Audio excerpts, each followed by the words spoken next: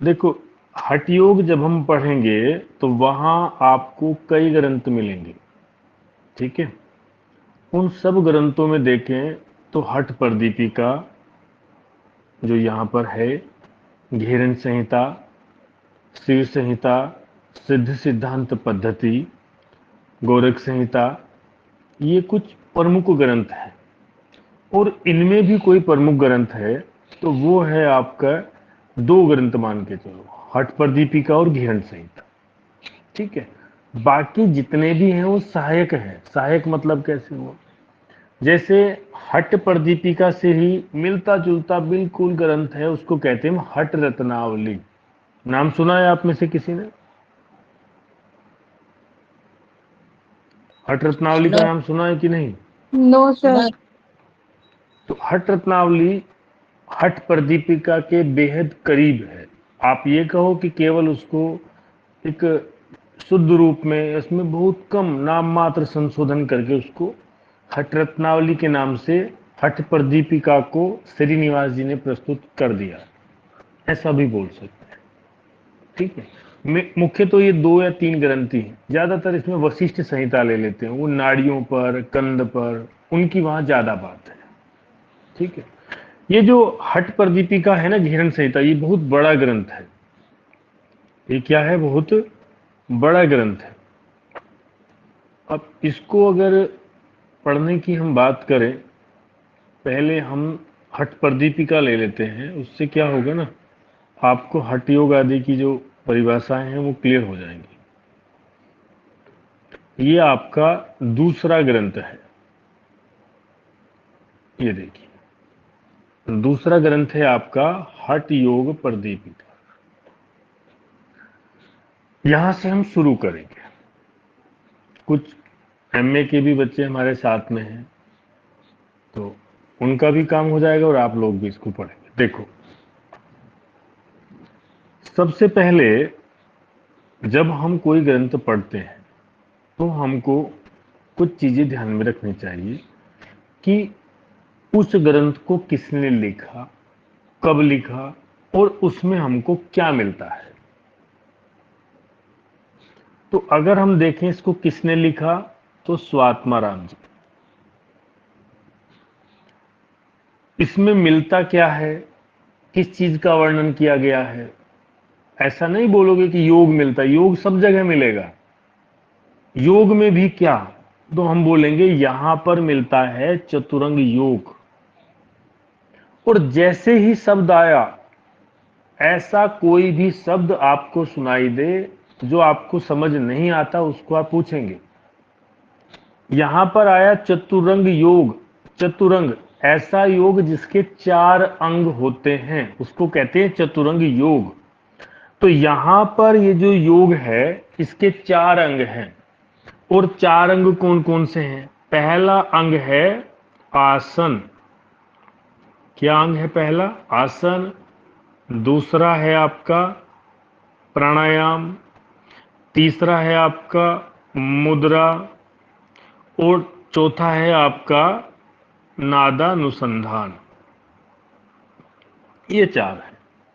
तो आपको क्या करना है, हमने इनके पहले जो अक्षर हैं उन सब को लिया, उनको जैसे ही आप उठाओगे तो आपका एक कोड तैयार हो जाता है जिसको हम कहते हैं अपमान। अब जब भी आपसे कोई पूछे या जब भी आप बोलोगे तो क्या बोलोगे? हठ प्रदीपिका में कौन सा योग मिलता है? चतुरंग योग। और उस योग में क्या है तो बोलना है अपमान। ये पूरा एक सीक्वेंस है, पहले आसन, फिर प्राणायाम, फिर मुद्रा, फिर नादानुसंधान। समझ आया? तो आप बोलोगे अब कौन सा योग मिला? अपमान, चतुरंग योग। क्यों चतुरंग योग? क्योंकि इसके 4 अंग हैं, 1, 2, 3 और 4। दूसरी बात, आपको संख्या याद करनी है। आसन तो कितने, प्राणायाम तो कितने। ठीक है, आसन की अगर हम बात करें तो यहां पर इसमें आते हैं 15 आसन। प्राणायाम की बात करें, 8 प्राणायाम मिलेंगे। मुद्रा 10 मुद्रा और नादानुसंधान की 4 अवस्थाओं का यहाँ पर वर्णन किया गया है। अब अवस्थाएं कौन सी, आसन क्या, और मुद्राएं, मुद्रा जो है उनके नाम क्या रहेंगे, वो सब आगे चलेंगे तो क्लियर हो जाए। तो अब हमको पता चला यहां पर हमको क्या पढ़ना है, तो चतुरंग योग। ठीक है। अब जितने योग पढ़ेंगे अधिकतर ग्रंथों में उतने ही क्या होते हैं, अध्याय होते हैं। तो इसमें कितने अध्याय होंगे, 4 अध्याय। 4 अंग पढ़े कि नहीं पढ़े, तो 4 अंग जब हमने पढ़े तो इसमें 4 अध्याय होंगे। बोलोगे यहां पे तो आपने 5 लिख दिया, लिखते कुछ हो बताते कुछ हो। 5वां जो अध्याय है, वो 5वां अध्याय, उसमें थोड़ा विवाद भी है, और वो योग पर नहीं, वो चिकित्सा पर आधारित है।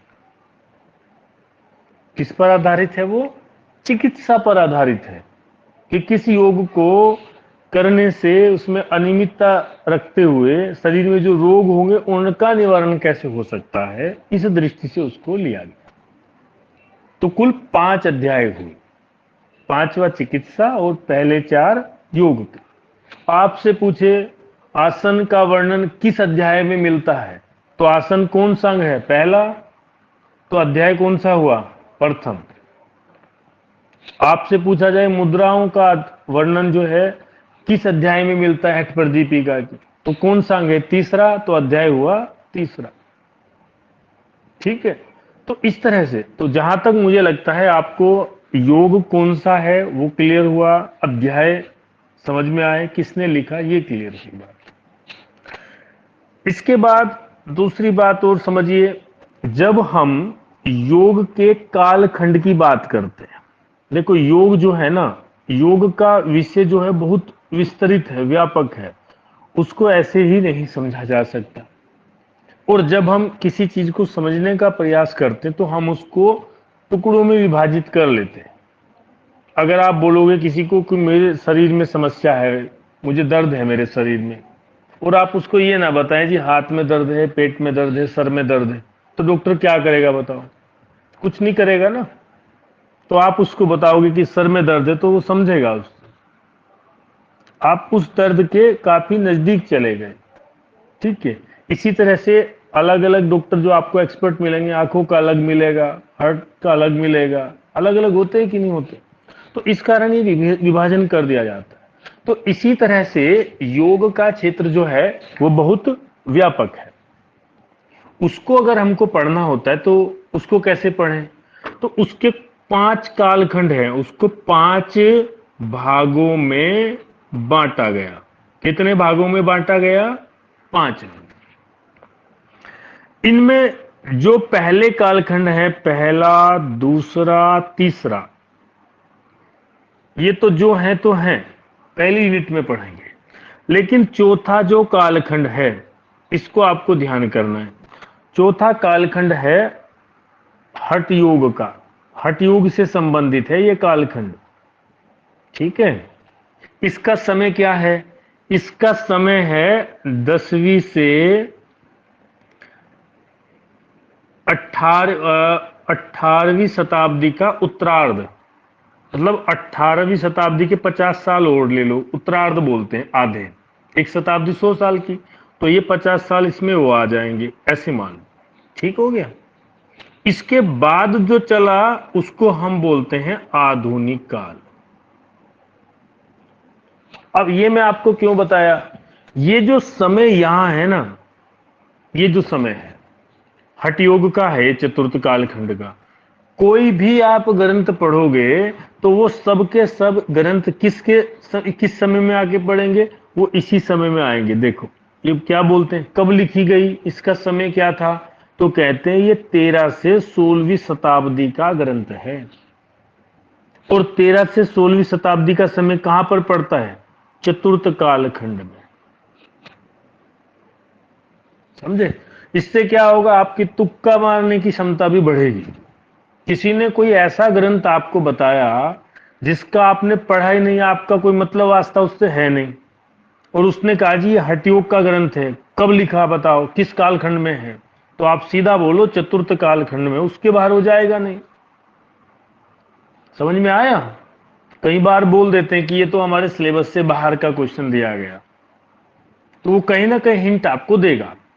अब आप उसको कितना समझते हैं वो आपके ऊपर है। तो यहां तक समझ में आया सबको? कोई परेशानी बताओ? ये क्लियर है? ठीक है। इसके बाद देखिए, इसके बाद जब हम बात करते हैं यहां पर, इन्होंने क्या कहा। अब हमको ये तो पता चला किसने लिखा, क्यों लिखा, कब लिखा और कितने अध्यायों में इसको बांटा, ये बात क्लियर हुई। इसके बाद बात आती है, जब भी हम किसी ग्रंथ को लिखते हैं तो उसका कोई अधिष्ठाता होता है, कोई स्वामी होता है जिसको हम लेके चलते हैं कि इससे इसकी उत्पत्ति हुई या इन्होंने ये विद्या हमको प्राप्त की, ऐसा कुछ रहता है। तो यहां पर किसको माना गया? आदिनाथ भगवान शिव को। हठ योग, योग की उत्पत्ति भगवान शिव से मानता है, आदिनाथ से। ये ध्यान रखना, आदिनाथ शब्द याद रखना। ये जो हठ योग है ये किसके लिए है? एक बात और बताता हूं। देखो, मान लो आप समझो ऐसे कि ये हिमालय है और ये इधर समुद्र है। यहां से कितनी भी नदियां आए, यहां से कितनी भी नदियां क्यों ना आए, उनका रास्ता अलग अलग हो सकता है, कैसे भी आए, मिलती तो वो सब की सब समुद्र में ही है। मिलती है कि नहीं? अभी आप यहां पर बहुत सारे जो है योग पढ़ोगे और अंगों के आधार पर, जैसे ये चतुरंग योग आपने पढ़ा, अंगों में भिन्नता हो सकती है, लेकिन किसी भी योग का लक्ष्य कभी अलग नहीं हो सकता, पृथक नहीं हो सकता। कोई भी योग की पद्धति लो, उसके अंग 4 हो, 7 हो, 6 हो, 8 हो, जो भी, अंतिम अंग उसका हमेशा आपको समाधि ही मिलेगा। ठीक है? तो अगर आपसे पूछा जाता है योग का वह कौन सा अंग है जो सभी पद्धतियों में निश्चित रूप से मिलता है, अनिवार्य रूप से मिलता है, तो उसको आप क्या बोलोगे? वो आपका हठ समाधि है। ठीक है? अरे भाई ये कॉल आ गई किसी पे, तो ऐसा आप उसको मानेंगे। तो ये मैं आपको बात इसलिए यहां पर बताई क्योंकि ये स्वतः ही इस बात को बोलते हैं। देखो, ये कहते हैं उस सर्वशक्तिमान आदिनाथ को नमस्कार है जिन्होंने हठ योग विद्या की शिक्षा दी, जो राजयोग को के उस शिखर पर पहुंचाने की इच्छा रखने वाले अभ्यर्थियों के लिए अमृत के समान है। ये विद्या किसके लिए है? ये विद्या है राजयोग को प्राप्त करने के लिए। राजयोग, और राजयोग क्या है? राजयोग आपका समाधि ही तो है। राजयोग आपका क्या है? समाधि ही है। अष्टांग योग कोई राजयोग कहेंगे। ठीक है? तो अभी आप ये बताइए, परिचय समझ में आया कि नहीं? ये जो कॉल आई हुई है आप लोगों को भी दिख रही है क्या स्क्रीन पे? नहीं दिख रही? हाँ, ये आप लोगों ने नहीं देखनी ना। हाँ, दिखे तो मुझे बोलना। नहीं दिख रही सर। हाँ, तो यहां तक समझ में आया सबको? जी देखो, सर। जो आप में से नहीं बोलेगा, शर्माएगा, तो वो अपना ही कुछ खोएगा। हम तो आपसे हाँ कराई लेंगे। इसके बाद देखिए, अब यहां पर विषय आता है कि हमको पढ़ना क्या है। अभी हमने इस ग्रंथ का एक सामान्य परिचय पढ़ा। अब आपसे कोई भी पूछेगा हठ प्रदीपिका क्या है, तो आप उसको अच्छे से संतुष्ट कर पाएंगे। अब हम बात करते हैं कि ये जो ग्रंथ है इसमें क्या दिया हुआ है, क्या हम अध्यायवार हमको पढ़ना है। अगर हम बात करें कुल 5 अध्याय थे। अध्याय को यहाँ पर उपदेश कहा गया है। उपदेश कहें कोई बात नहीं, जैसे हम योग सूत्र पढ़ते ना तो वहां पर आता है पाद, उसमें लिखते हैं समाधि, समाधिपाद, ये प्रथम अध्याय है। तो वो एक अपनी शैली है, उसमें कोई फर्क पड़ता नहीं, ठीक है। तो इसमें 5 उपदेश हैं। आसन, प्राणायाम, मुद्रा, नादानुसंधान तथा यौगिक चिकित्सा विधि जैसे विषयों का निरूपण इसमें किया गया है, जो हमने भी देखा। अगर हम बात करें प्रथम अध्याय की, तो प्रथम अध्याय में आपको क्या क्या मिलेगा? आपको एक सिद्ध हठयोगी जो हुए हैं उनकी एक लंबी परंपरा मिलेगी। आपको इनसे सवाल पूछना है, आप प्रश्न करो इनसे, इसकी क्या जरूरत है जी, बिना वजह में दिया। इससे आपके अंदर एक विश्वास पैदा होगा कि जब इनका भला हो सकता है तो हमारा भी भला होगा। इसलिए वो एक परंपरा देते हैं कि इतने योगी हो चुके हैं, ठीक है। इसलिए ये आता है। केवल संख्या याद करनी है, कुछ मुख्य योगी हैं उनके नाम, ज्यादा कुछ नहीं। दूसरा, हठ योग करने के लिए या योग को करने के लिए ऐसा तो नहीं है आप कहीं पर भी कर लोगे। उसके लिए कुछ स्थान होना चाहिए, कुछ मिट्टी का आश्रम आदि की व्यवस्था होनी चाहिए। तो वो कैसा हो, उसका स्वरूप कैसा हो, ये आपको यहां पर बताएंगे। तीसरी बात आती है साधक बाधक तत्व। देखो, आप कोई भी कार्य करो तो उसमें कुछ अड़चने आती हैं। आप कोई काम करोगे तो उसमें कुछ आपको ऐसे आदमी मिलेंगे जो बोलेंगे जी इसको ऐसे करो, कुछ बोलेंगे नहीं करने नहीं देंगे। तो साधक बाधक, जो सहायक है वो मिलेंगे तो कार्य तेजी से होगा, बाधक से मिल जाओगे तो कार्य हो ही नहीं पाएगा। तो हमें उनकी पहचान जो है वो करनी चाहिए। तो इसी तरह से वो बाधक तत्व कितने हैं, साधक कितने, तो इन दोनों की संख्या 6 है। 6 साधक तत्व, 6 बाधक तत्व है। केवल मैं संख्या आपको बता रहा हूं, पढ़ेंगे अभी बाद में। फिर इसके बाद में हठ योग का प्रथम अंग आसन जो है वो पहले अध्याय में आएगा। फिर पथ्य अपथ्य आहार को विस्तार से बताएंगे। ये सब हुआ पहले अध्याय की बात। दूसरे अध्याय में जाएंगे तो यहां पर आपको प्राणायाम मिलेगा, और इसको हम 3 भागों में बांट सकते हैं। पहला भाग प्राणायाम का महत्व और नाड़ी शोधन आदि पर प्रकाश डालता है। दूसरे अध्याय में जो शरीर में 3 दोष होते हैं, वात पित्त कफ, उनका कैसे निवारण किया जा सके उसके लिए षटकर्म को बताता है। अब इस षटकर्म को ध्यान से देखो। षटकर्म, इस शब्द से सब परिचित हैं या नहीं? ऐसा कोई है जो इस शब्द से परिचित ना हो? Yes sir. षटकर्म का मतलब होता है 6 कर्म, 6 कार्य, 6 क्रिया, और ऐसी क्रिया जिनको करने से हमें स्वास्थ्य लाभ होता है।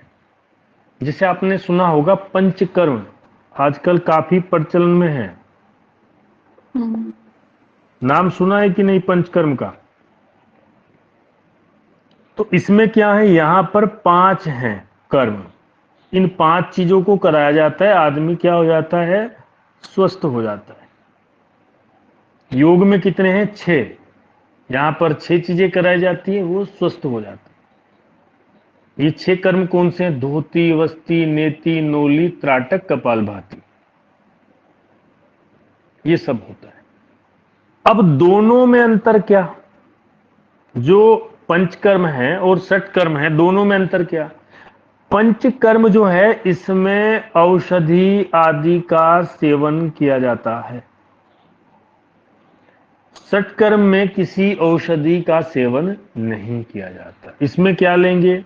इसमें हवा चलेगी, जल चलेगा, वस्त्र ले लेंगे, इन सब से अपना कार्य पूर्ण हो। अंतर समझ आया सबको? क्या अंतर है दोनों में?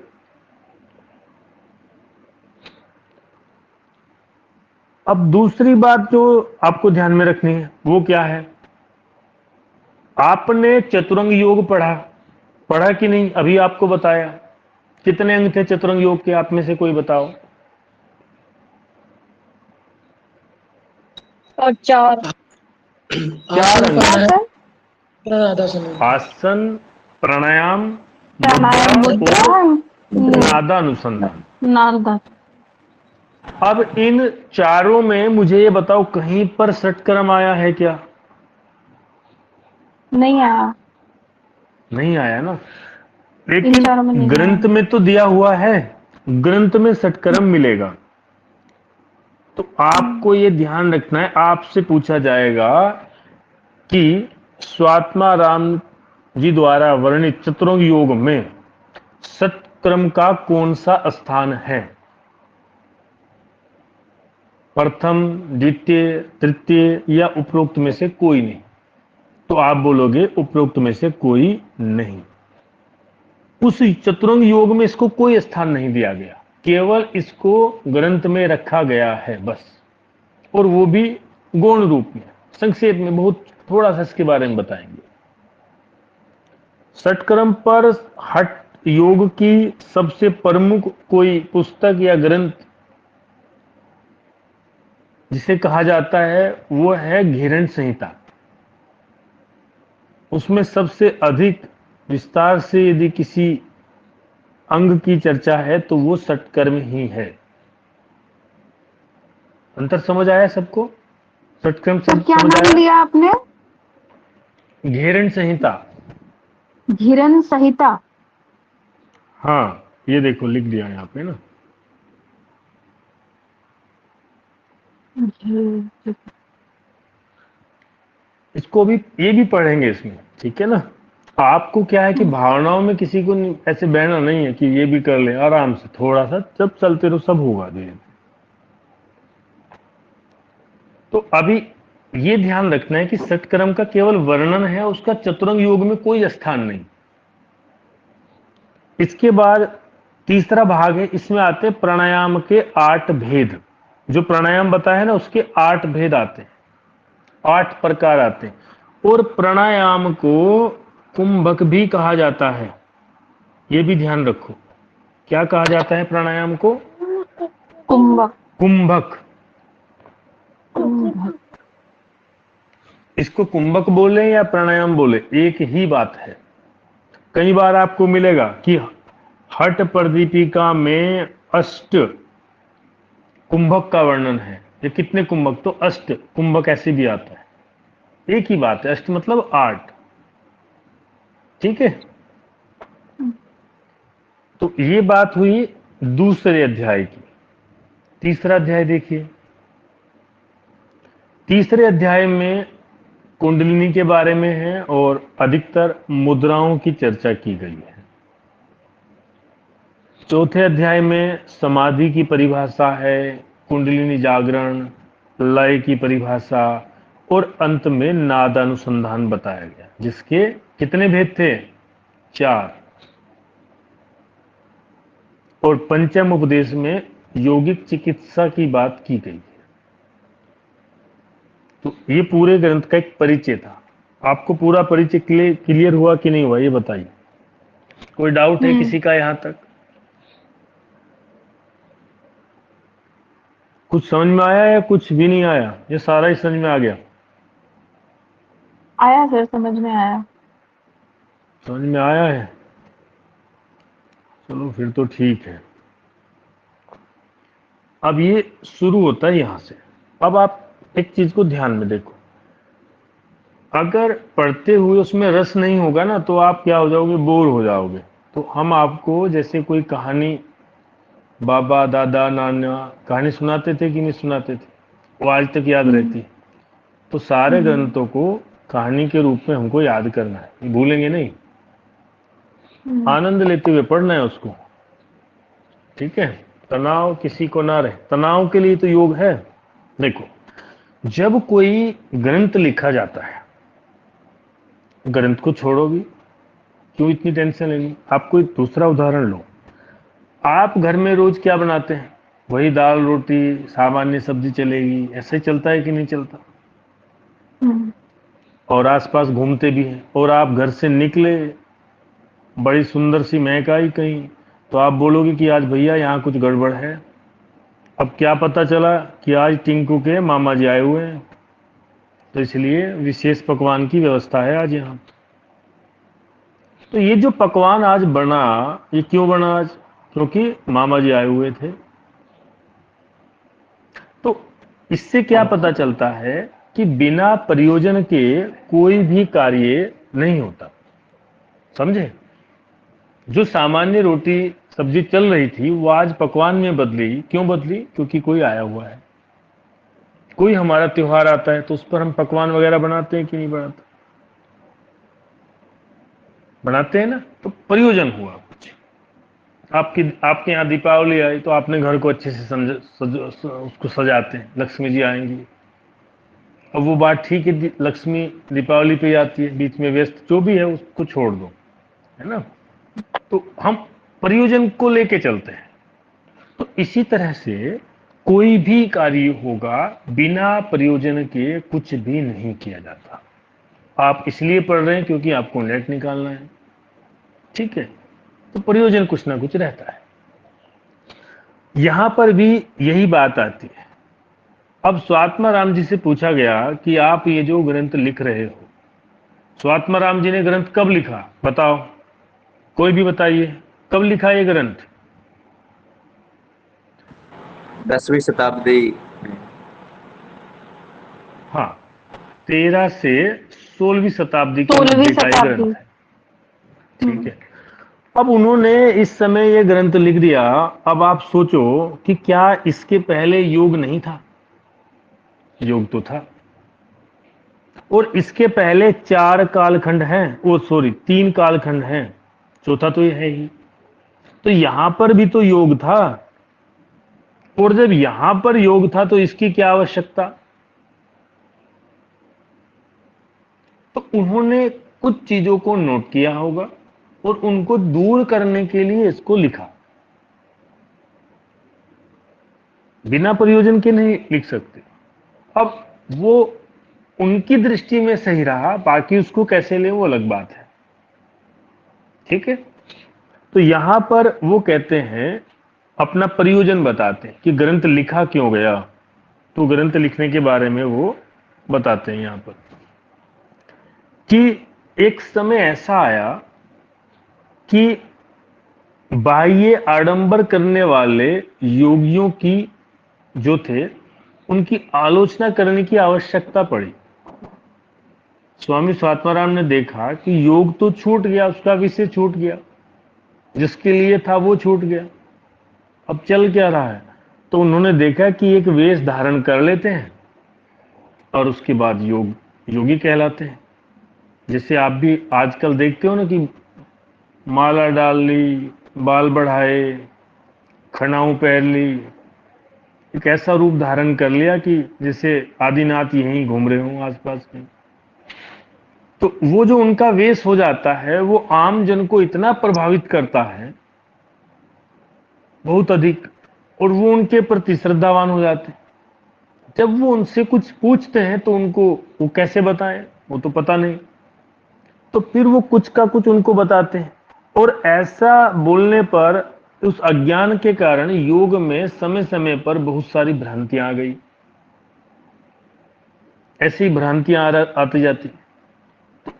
यहां पर स्वामी जी उस बात को कहते हैं कि क्रियस्य युक्तस्य सिद्धि स्याद क्रियस्य कथम भवेत, न शास्त्र पाठ मात्रेण योग सिद्धि पर जाए थे। तो स्पष्ट करते हैं कि देखो, अभ्यास करने से ही सिद्धि प्राप्त हो सकती है। बिना अभ्यास के कोई सिद्धि को कैसे प्राप्त करे?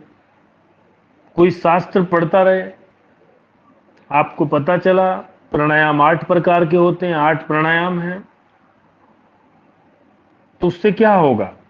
प्राणायाम का पता चला, किया तो नहीं ना। धारणा सूचा योग्यता मनसा, प्राणायाम का अभ्यास करने से मन जो है धारणा के योग्य हो जाता है। अब ये बोलने से धारणा के योग्य मन नहीं होगा, ये तो महज ज्ञान हुआ, अनुभूति नहीं हुई।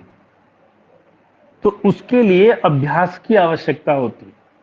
कोई भोजन लेकर बैठ जाए, 56 भोग उसमें हो, और वो कहे कि हे भोजन तुम मेरे हो, मैं तुम्हारा स्वामी, मेरी भूख को शांत करो, और इस वाक्य को वो 1 सप्ताह तक दोहराए, तो भूख शांत नहीं होगी। उसके लिए उसको अभ्यास क्रिया करनी पड़ेगी। तो यहां पर सबसे अधिक महत्व देते हैं ये क्रिया को। क्रियस्य युक्तस्य सिद्धि स्याद क्रियस्य कथम भवेत्। उसका कथन करने से भी कुछ नहीं हो, करनी पड़ेगी क्रिया। ये इनका पहला प्रयोजन था। दूसरा कहते हैं कि न वेश धारणम सिद्धे कारणम नाचा तथा कथा, कि एक विशेष विशेष प्रकार का वेश धारण करना सफलता का कारण नहीं हो सकता। आप एक वेश तो धारण कर लेंगे, एक आप अच्छा अभिनय कर सकते हैं, ऐसा लगेगा जैसे बिल्कुल वही है, लेकिन अभिनय करना, उस स्थिति को प्राप्त करना, इसका द्योतक नहीं हो सकता। अभिनय अलग है और वो अवस्था अलग है। इसमें वही बात दोहराते हैं कि क्रियेव कारणम सिद्धे, कि अगर सिद्धि की प्राप्ति करनी है तो उसका एक ही कारण है और वो है क्रिया करना। और जो ऐसा करता है उसमें कोई संदेह नहीं, उसको सिद्धि की प्राप्ति हो जाती है। तीसरी बात जो बहुत अधिक बोली जाती है, इसमें आता है कि हठ योग विद्या परम गोप्य योगी नाम सिद्ध मिच्छताम, कि हठ योग की जो विद्या है उसको गोपनीय रखना चाहिए। अब आप देखो, दो बातें यहां पर परस्पर बोली जा रही हैं और दोनों विरोधी हैं। अब स्वात्मा राम जी यदि ये कहें कि हठ योग विद्या को गोपनीय रखना चाहिए, तो ये हमारे और आपके पास कैसे आई? इसका अर्थ हुआ स्वामी जी जो कहते हैं उसका पालन स्वतः नहीं करते या उसकी रक्षा नहीं कर पाए, तभी तो हमारे हाथ आई। तो ऐसा नहीं है। उनका अर्थ है कि जो पात्र हो, जो पात्र है उसी को वह विद्या प्राप्त हो, कोई इसका अनुचित प्रयोग न करे।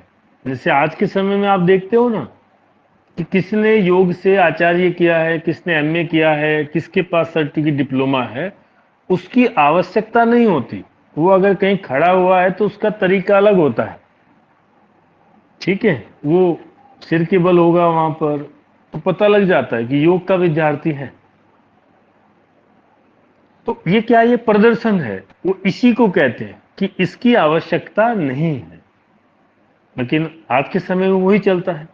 तो उस चीज को ध्यान में रखते हुए ये कहा गया कि हठ योग विद्या परम गोप्य योगी नाम सिद्ध मिच्छिता, कि जिसको ये विद्या प्राप्त करनी है, विद्या मतलब वो अनुभूति प्राप्त करनी है, उसको इसको गोपनीय रखना चाहिए। भवदे वीर्यावती गुप्ता निर्वीर्या तु प्रकाशिता, जो इसको गुप्त रखता है वो बल को प्राप्त होता है, और जो इसको प्रकाशित करता है, इसका बखान करता है, वो शक्तिहीन हो जाता है। और अंत में इसका प्रमुख उद्देश्य जिसके लिए ये हठयोग विद्या है उसको बताते हुए कहते हैं कि केवलम राजयोगाय हठ विद्या उपदिश्यते। ये राजयोग है ना, ये थोड़ा गड़बड़ है यहाँ। हठम विना राजयोग, राजयोगम विना हठ, कि हठ योग केवल किसके लिए है? राजयोग के लिए, और राजयोग हठ और हठ राजयोग के लिए। इसकी सूत्र संख्या आप याद कर लेंगे, ये बात कहां पर कही गई। तो दूसरा अध्याय, ठीक है, और 7वां ये श्लोक है। 2.7 का मतलब दूसरा अध्याय 7वां श्लोक, ऐसे लिखा हुआ है। जितने भी कोटेशन है ना, प्रथम अध्याय 11वां श्लोक, पहला अध्याय 66, ये सारी कोटेशन है। यहां तक समझ आया सबको? Yes sir. तो अभी हमको इतना इसका परिचय, विषय वस्तु और इसका प्रयोजन, ये तीन चीजें हमने यहां पर क्लियर की। एक टॉपिक और लेते हैं। अब एक टॉपिक आता है कि हठ योग क्या है, उसका अर्थ क्या है। ठीक है, देखो, हठ योग जो है वो 2 वर्ण से बना है। कई बार हम बोल देते हैं कि दो शब्दों से बना है, ऐसा भी बोल देते हैं ना, कभी भावनाओं में बह जाते हैं, तो वो गड़बड़ है। वर्ण से बना है। वर्ण क्या है? हा और ठा। ठीक है। आपने यदि हिंदी पढ़ी है तो हिंदी में जो लिखे जाते हैं ना, ऐसे आता है, एक ये का हुआ, फिर आता है ख। तो इसको बोलते हैं, ये क्या है? ह्रस्व है, और ये दीर्घ है। दीर्घ मतलब इसको बोलने में 2 मात्रा लगेंगी तो इसको 1 मात्रा लगेगी। इसको बोलने में अगर 1 सेकंड लगी है तो इसको 2 सेकंड लगेगी। ऐसे अंतर समझ आया? अब ऐसा ही यहां पर है। यहां पर जो इन्होंने बताया है, ये कहते हैं हा और ठा, मतलब ये उसके ठीक डबल है या विपरीत हो जाएगा। तो हकार का अर्थ होता है, हा का अर्थ होता है हकार नाड़ी। हकार बोलते हैं सूर्य नाड़ी को। हाँ, सूर्य नाड़ी मतलब जो आपका दायां भाग है ना, दायां भाग कैसा है? दाएं भाग से हम ज्यादा काम करते हैं। ज्यादा काम किससे करते हैं? दाएं हाथ से करते हैं कि नहीं करते हैं? हम्म। तो दाएं हाथ में ज्यादा शक्ति होगी। तो ज्यादा शक्ति किसका प्रतीक हुई? सूर्य का। तो सूर्य कौन सी नाड़ी हुई? दाई नाड़ी। तो दाई नाड़ी मतलब दाई हाँ। नासिका। ठीक है, ऐसे याद हम्म। करो। ठा किसका प्रतीक है? चंद्रमा का। थकार, चंद्र नाड़ी, बाई नासिका। ये शीतल है, ठंडा है, कोई झगड़ा नहीं, कोई टेंशन नहीं, बिल्कुल शांत। अब कहीं झगड़ा हो, किसी को बोले कि मार इसको, तो तुरंत जो है दाएं हाथ से मारेगा। देखा कभी किसी ने खब्बे हाथ से मारा हो? नहीं मारेगा। ठीक है, क्योंकि ऐसे मौके बहुत कम मिलते हैं। तो उस समय जो है राइट से ही काम चलेगा। तो ये आपको अंतर समझ में आना चाहिए। ह राइट और ठ लेफ्ट। ठीक हो गया। इन दोनों में परस्पर भिन्नता है, ये एक दूसरे के विपरीत हैं। ये क्या है? एक दूसरे के विपरीत। हिंदी में एक समास आता है, उसको कहते हैं बहुव्रीहि समास, कुछ ऐसा करके है। उसमें 2 विपरीत चीजें आती हैं। जितने उसके उदाहरण है ना, वो सब के सब हठ योग के अर्थ को दर्शाते हैं। जैसे सूर्य, हा क्या हुआ? सूर्य, तो ठा चंद्रमा हो गया। इसका विपरीत देखो, सूर्य क्या है? गर्म है, चंद्रमा ठंडा। पिंगला ईड़ा, ग्रीष्म शीत, पित्त कप, शिव शक्ति, दिन रात, रजस तमस, ब्रह्म जीव, धरती आकाश। ठीक है, विपरीत ले लो, जो भी विपरीत होगा वो इसके अर्थ को दर्शाएगा। तो आपको ऐसा नहीं रटना नहीं है, बिल्कुल जो भी है वो विपरीत है, ऐसे आ जाएगा। अब ये कहते हैं सूर्य और चंद्र नाड़ी में संतुलन करना, इसका एक ही काम होता है कि दोनों नाड़ियों में जो भिन्नता है उसको कैसे संतुलित किया जाए, कैसे उसमें समानता है। हमारी नाड़ी कभी भी ऐसा नहीं होता कि दोनों एक साथ चले। कभी आपकी दाई नासिका चलेगी, कभी बाईं चलेगी, ऐसे रहता है। तो अब शरीर में हठ योग का देखो, हठ योग जो है ना, उसका एक सिद्धांत है। जैसे आयुर्वेद है, उसका सिद्धांत क्या है? किस पर काम करता है आयुर्वेद? तो आयुर्वेद काम करता है वात, पित्त और कफ पर।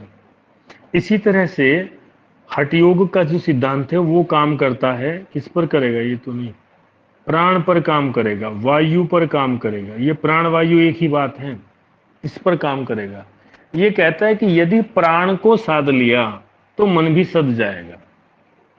चले वाते चले चितम, निश्चले निश्चलम भवेत, ऐसा करके एक श्लोक आएगा।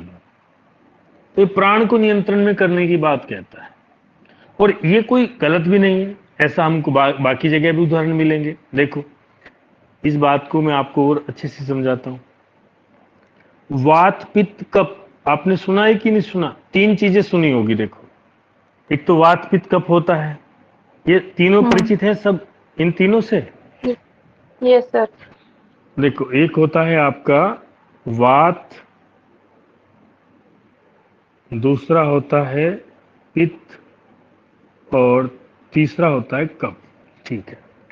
इसी तरह से गुण भी होते हैं, गुण होते हैं ना, सत रज तम। तो यहां पर रज गुण ले लेंगे हम इसमें वात के साथ में, और इधर आपका प्राण ले लेंगे। देखो, रज वात में कब प्रधानता? वात मतलब प्राण ही तो है, वात मतलब प्राण होता है, वायु। वायु रोग सबसे अधिक होते हैं शरीर में। जैसे ही वायु में प्रधानता होगी तो क्या होगा? मन विचलित होगा, चंचल होगा। जितने वात की प्रधानता होगी उतने ही रजगुण की प्रधानता होगी। अब रजगुण का व्यक्ति कैसा होगा? वात का व्यक्ति कैसा होगा?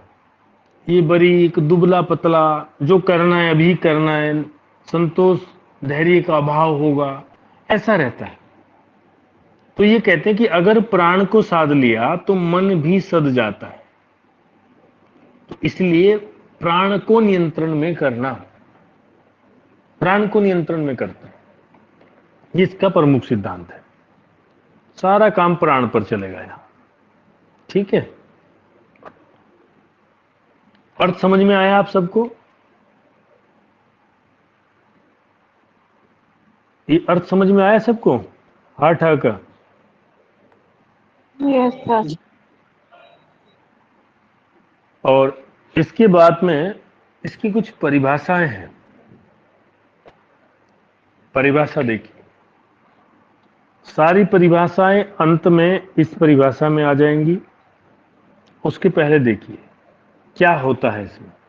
कहते हैं स्थूल शरीर के अवलंबन से, अवलंबन बोलते हैं सहारा। जैसे कहते हैं अंधे की लकड़ी एकमात्र सहारा, तो अंधा व्यक्ति क्या है? लकड़ी के माध्यम से चलता है, तो आलंबन बोलते हैं सहारे को। स्थूल शरीर के अवलंबन से सूक्ष्म शरीर पर प्रभाव डालकर चित्तवृत्ति निरोध करने की जितनी शैलियां हैं वह हठ योग कहलाती हैं।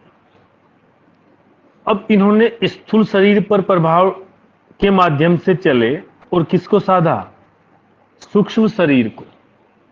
और स्थूल सर, शरीर को कैसे साधा जा सकता है? स्थूल का स्थूल मतलब शरीर क्या जो होता है? दिखाई देता है, स्थूल का अर्थ होता है जो दिखाई दे, जिसको हम कहते हैं भौतिक शरीर, भौतिक भी कह सकते हैं। जो हमारा शरीर है ना, जिसको हम देख सकते हैं, चल सकते हैं, वह सभी वस्तु जिसको आप देख सकते हैं वो स्थूल है। हम्म, ठीक है, तो स्थूल इस शरीर के माध्यम से हम आसन करेंगे, प्राणायाम करेंगे, तो इस ये शरीर स्वस्थ होगा। फिर उसके बाद ध्यान करेंगे, ध्यान से हम अंदर की ओर जाएंगे। जितनी भी साधना है वो सब की सब साधना किस ओर है? वो सब की सब साधना अंदर की ओर चलती है। ठीक है, या हम ऐसा कहें सबकी सब साधना कैसे हैं?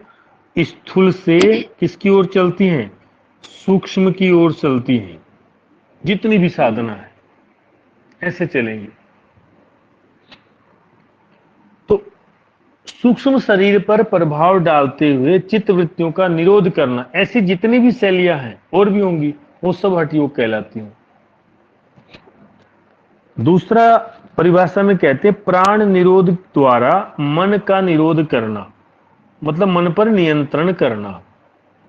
प्राण को करेंगे तो मन नियंत्रण में आ जाएगा, ये भी हठ योग है। इसी बात को दूसरी तरह लिखते हैं कि शरीर पर नियंत्रण द्वारा मन पर नियंत्रण करना।